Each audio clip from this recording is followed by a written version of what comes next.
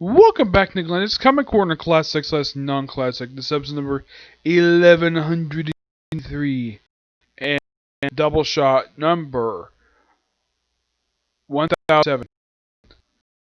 Two DC trades here. Both of them were technically the last ones for their particular runs. Alright, first up it is Deathstroke, Volume 7, R.I.P. Yep, Deathstroke got the R.I.P. treatment because Batman got his one at freaking Deathstroke. This contains Deathstroke Volume 4, issues 44 and 50. Yeah, this is the end of Deathstroke from the Rebirth stuff. Yeah, this actually ended just recently, like early this year. Yeah. Chris Reese is still right on here. The art is by Fernando Parisva and Carlo Bergani. The collection cover artist is done by Ed Baines, Richard Fiend, and Danilo Rabito. Yeah. Just early this year they ended the series. And most of the storyline itself is just a tie-in to Year of the Villain. Now, originally, I did hear something. I saw online that apparently this trade was supposed to release in June, but was postponed to July for some reason. Eventually, it was released. I got it recently. Yeah, this book came out roughly 2 months ago. Yep, why did it take me so long to get it? I had other books to get, but I finally got it now. The storyline for this thing is this. This is right after Deathstroke's cross-up with Teen Titans, where he got killed. Oh yeah, and it turns out, according to a sort of a minor retcon, because in the actual story, Red Arrow killed Deathstroke. But in actuality, it was actually Jericho who was possessing her to kill frickin' Deathstroke. And he was dead. Of course, the brief appearance by Red Lion. Yeah, he was a recurring character in this book. And we see Raptor, another character who popped up once in this series. And he basically touched Deathstroke. Apparently, Raptor is a leper. For some reason. Even though last time he was seen prior to this, believe it or not, was at the end of Tim Seeley's run for Nightwing. That was back in 2018. Yeah. So, this is the first time in quite a while Raptor's been seen in DC Comics. The guy didn't really appear very much at all. Nope. Eventually, Deathstroke himself does get resurrected, though most of the series is focused on Jericho, his son, where there's a tie-in to the whole floor. The Year of the Villain tie-in for this is basically Lex Luthor making Jericho an offer, probably become new Deathstroke in a way. But Deathstroke is fully back to life, and sad to see the series go, but this is actually pretty good. Give this book roughly a 9.5 out of 10. Final thoughts on this series. Now, I should point out, though, this series had a lot of trades. Oh my gosh. It was an ordeal just to track down so many trades, because here is the thing. I was loving the Tony Estino run for the previous one for the series. So, I love Deathstroke, so why not buy the trades? So, I bought every single trade. Here's the first line for the series, which contains only the first 5 issues, but they kind of, in a way, didn't exactly include the first story arc in this one. Nope. Yep. Though here's the thing. Some of these trades have Larry Hama, the creator of G.I. Joe, doing the artwork with Christopher Priest, which is interesting. That was Volume 1, which is called The Professional. Volume 2, The Gospel of Slade. Also, one point in this book, we have Super pop up a couple times in this book. Yeah, at one point we also have Deathstroke who briefly had his costume. He had at the start of this run, this Icon suit, which was made by a man named Dr. Icon, who apparently has become sort of a Solomon Grundy character. Now, originally, this series was coming out twice a month. That was until we crossed over with Teen Titans. Now, here's Volume 3 with this excellent cover. Yeah, by far, out of the first 3 trades, this one has a really good cover. Also, for some reason, pretty simple good idea to make the second Power Girl a supporting character in this book. Yep. And then after 3 trades, we have the first of 2 crossovers that it's involved with. This one's a crossover between Titans and Teen Titans. Yeah, this is probably by far the only time we get a chance to see Dan Abnett and Ben Percy writing Deathstroke. Yeah. When this came out, I loved this book, and this book doesn't take up much storyline in here. Nope. It just basically it's a very quick storyline. Takes place a period of like a month. It basically has like one issue of Titans, one issue of Teen Titans, two issue of Deathstroke, and a Lazar Contract special. It's a really quick storyline. Though some could say it's a in-name nod to the Judas Contract, but mostly it's about the resurrection of Grant Wilson, Deathstroke's first son, who died back in the 80s. Despite the fact he's come a couple times since the 80s. Then we had the first of two trades with him wearing a white suit. Yeah, a white suit. No joke. Also, this cover here, the back of the trade here, that is actually a clear homage to Justice League International. Well, Justice League. Well, the first one, Justice League, was no Justice League International. Issue number 1. That's what this cover is clearly a homage to. Yeah. It was interesting, though, that Christopher Reeve gave his own team in this book. But the only slight problem with it is the fact that it didn't last too long. Nope. It lasted for a good about 10 issues, and then the storyline was dropped. Yep. Also, when we see Adeline Kane in the series, she is smoking hot despite the fact she's presumably in her 40s. Yes, she's in her 40s. Oh, and here's the thing. They do keep this canon when it comes to Deathstroke.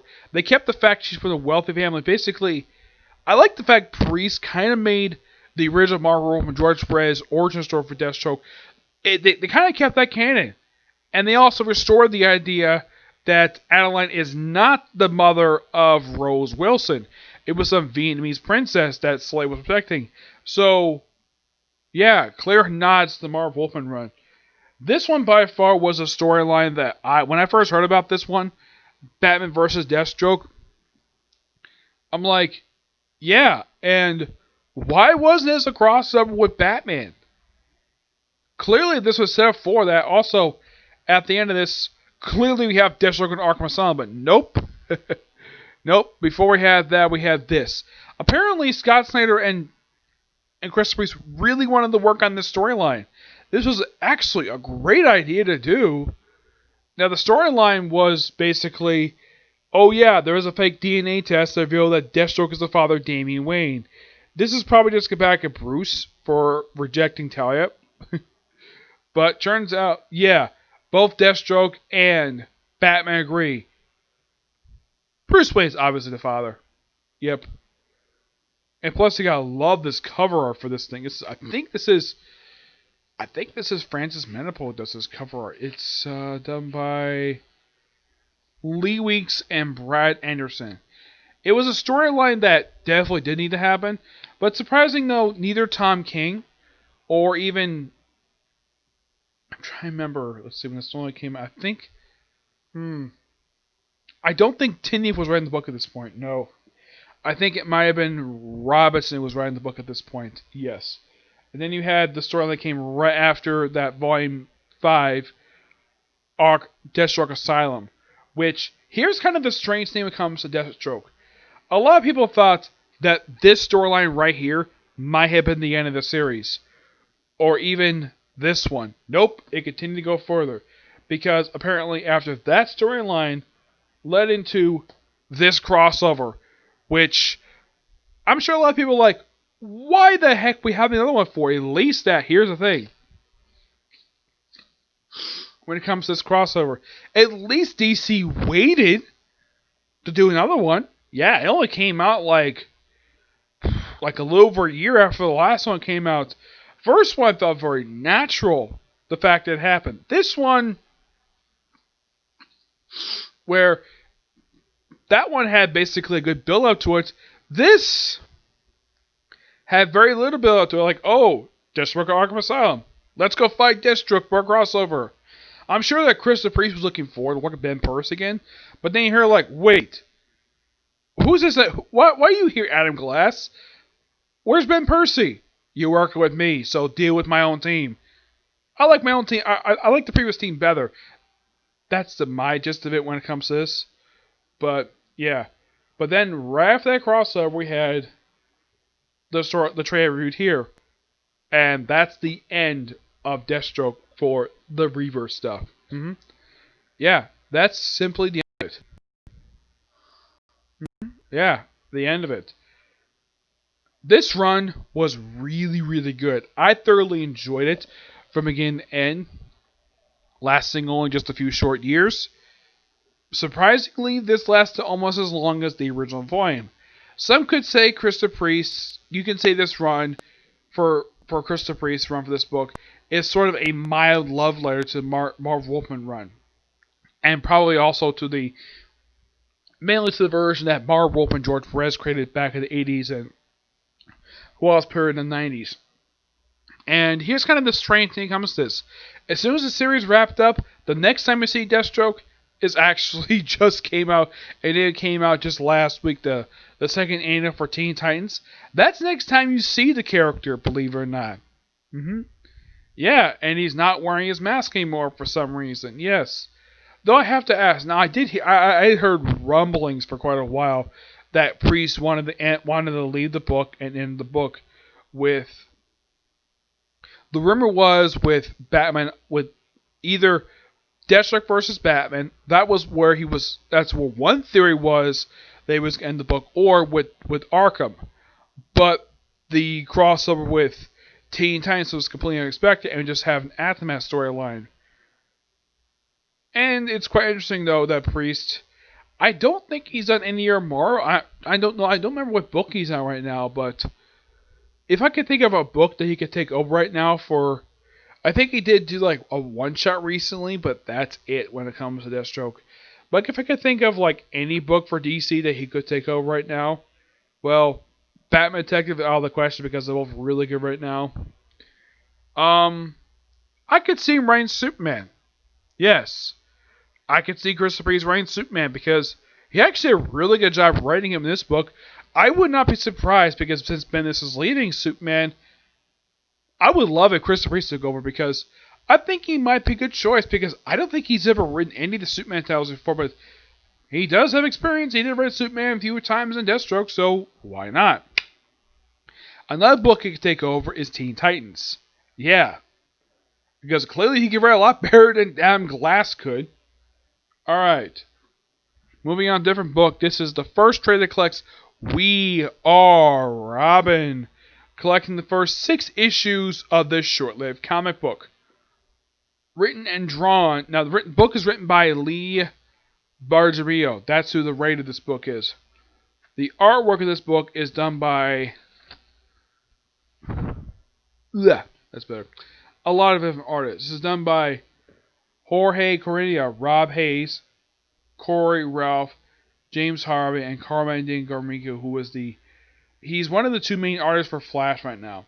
The cover art here is done by the writer of the book, Lee Bardurio, who's an artist, by the way. And this is one of a few books the guy has worked on.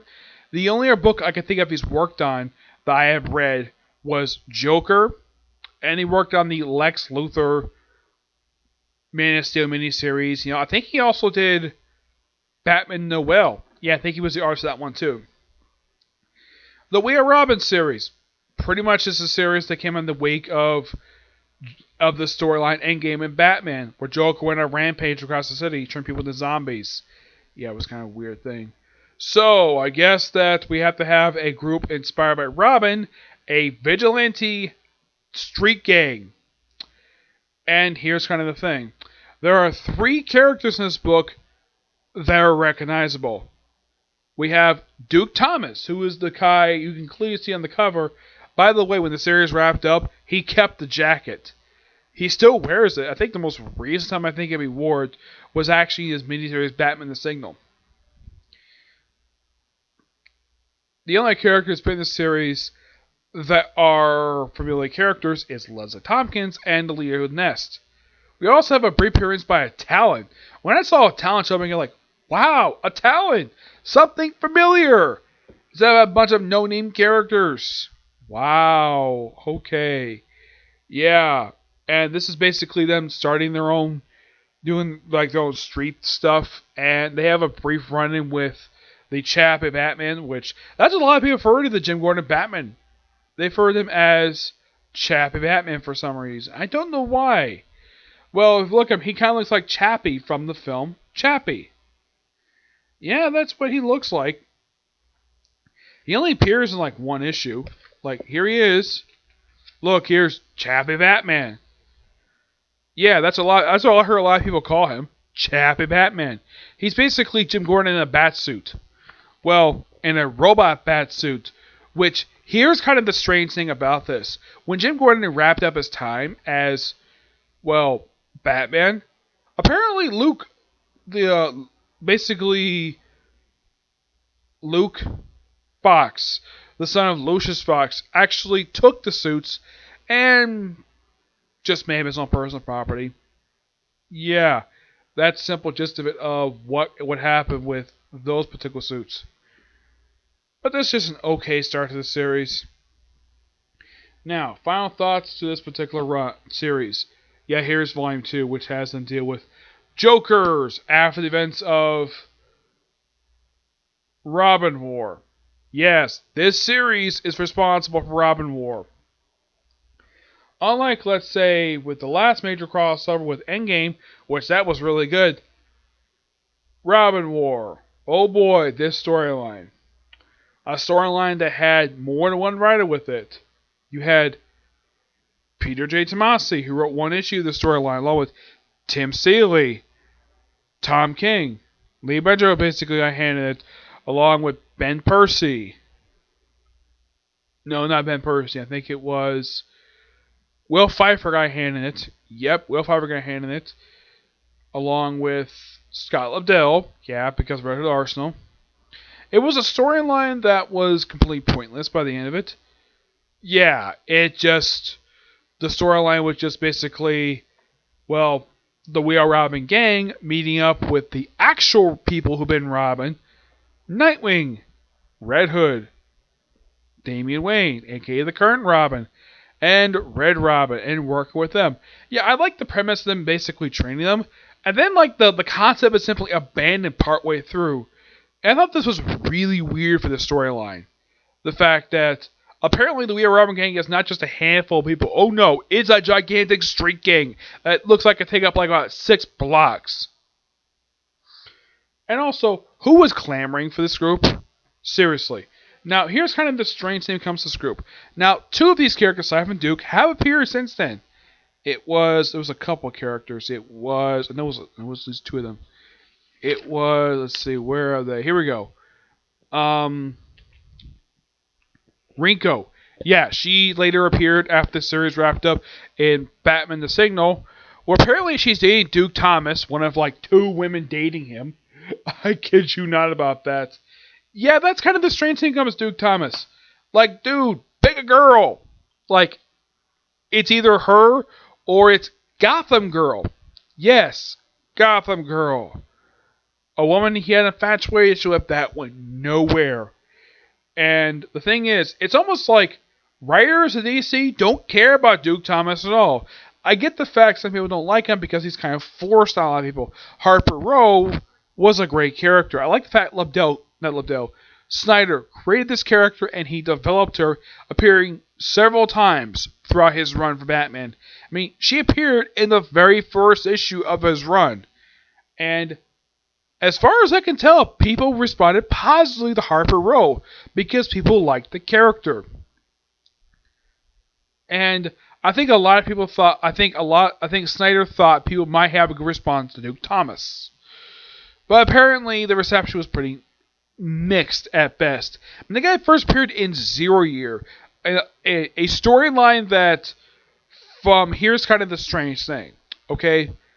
This storyline was not popular with a lot of people when the storyline came out. So, I guess DC is still trying when it comes to Duke Thomas. Yeah, they're seriously trying. But the book he's in right now is The Outsider, which is a good fit for him. Not a wannabe vigilante group. This series had no reason to exist at all. It just happened to exist. The only reason why I got these traits, 1, so I can review them, and 2, because I like Duke Thomas. I think he's a good character. I think that a lot of people just don't give him a chance because a lot of people have this wild theory that he's forced on a lot of people. But here's the thing. He's actually got his own identity now. He's the Signal. And yet, hardly anybody wants to do anything with the character. I'm like, really? Yeah, as far as I can tell, there's no reason why that people are treating this way for. Where they care about the character. Yeah, they just don't care about him at all. I kind of wish people would care about the character, but yeah. But in the case of this series, I get the fact that that the writer Lee Bridger was trying with these characters. I think the characters of Duke Thomas were okay. Now the leader in Nest was actually able to be Alfred Pennyworth. Yep. Now why he was doing this? Because he thought that Gotham needed protecting. Because clearly Bruce Wayne is not ready to be Batman because he's suffering from partial amnesia. And I don't think he trusted Jim Gordon to be Batman, so he just created this group on a whim. Oh yeah, and the communication with Ness was done via texting. No joke, freaking texting. Or come a Snapchat, but it looked like texting to me. But yeah, not much else to say about We Are Robin. It's a series that a lot of people thought was not really necessary. I didn't think it was necessary to exist. But yeah, didn't last very long. No, it only lasted for a good 12 issues. Yeah, 1 year was done. Yeah, but not much else to say about these two trades. Well, Deathstroke is good. We Are Robin is okay. I'll give the book roughly 8 out of 10. Okay, so that's it for this review. My next review of the newest episode of ReZero. Okay, do you think this video? Bye.